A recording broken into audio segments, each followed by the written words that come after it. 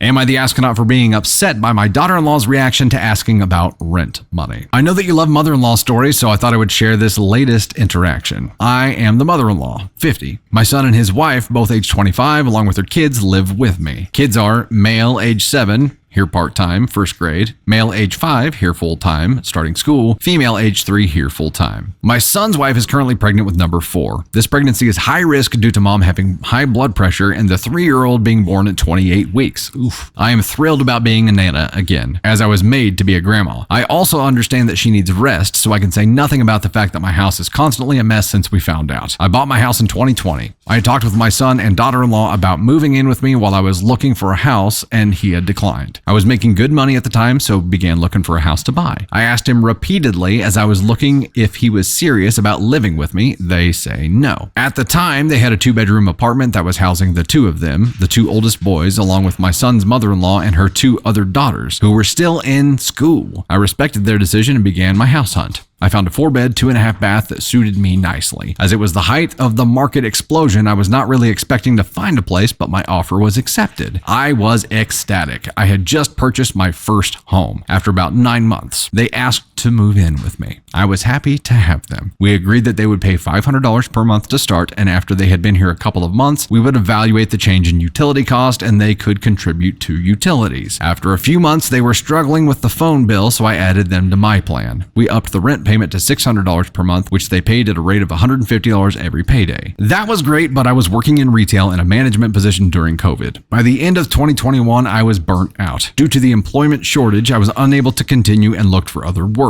I got a new job, but because of the money the kids were contributing, I took a lower pay than what I was making. It caused me to be living on a shoestring budget, but I was getting by. I had some car trouble and the hot water heater had to be replaced. These are things I did not have savings to cover. My son missed some work, but did delivery gigs to make up for the time, or he tried to. He missed a rent payment and said he would make it up the next week. When the next payday came around, I was expecting a certain amount. It was short. I calmly, and I do mean calmly, asked where the rest was, and my daughter-in-law got really mad and started yelling at me about school clothes and shoes needing to be purchased and that they did not have enough to cover everything. I did not ask for any more money. I only asked that they talk to me about issues. Don't just spring it on me. She sent me the rest of the money, yelled at me that her kids didn't really need shoes, and has refused to speak to me since. It's been 3 days. My son acts like nothing has happened, and she leaves the room and just gives me dirty looks if we happen to cross paths. I have tried to talk to her, but she just ignores me. I don't want to lose contact with my grandkids, and I know that if I don't find a way to fix this, that is what will happen. What do I do? Am I the astronaut in this situation? Here's the kicker, though.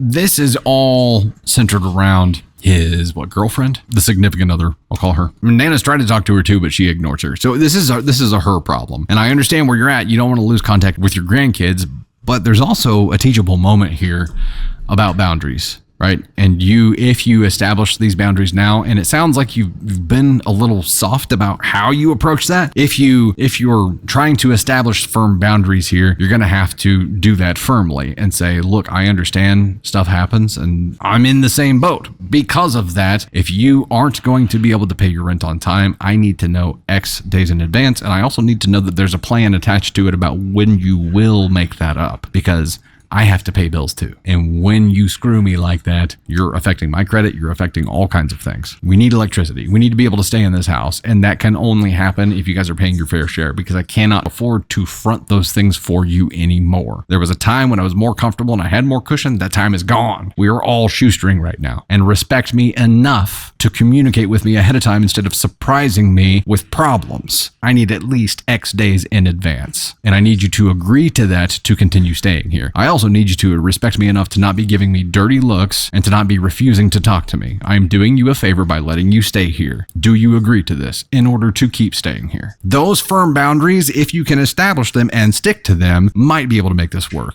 She's a problem causer. We can see this already. She's a shit stirrer and she will keep doing it.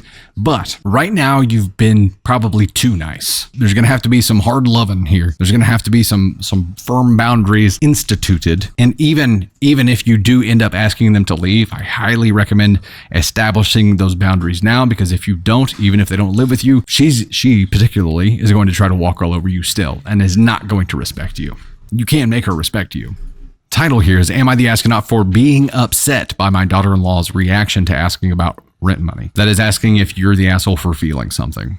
You cannot be an asshole for feeling something. You can for doing the wrong thing with those feelings. But again, for feeling something, no, absolutely not. I highly recommend instituting some firm boundaries here.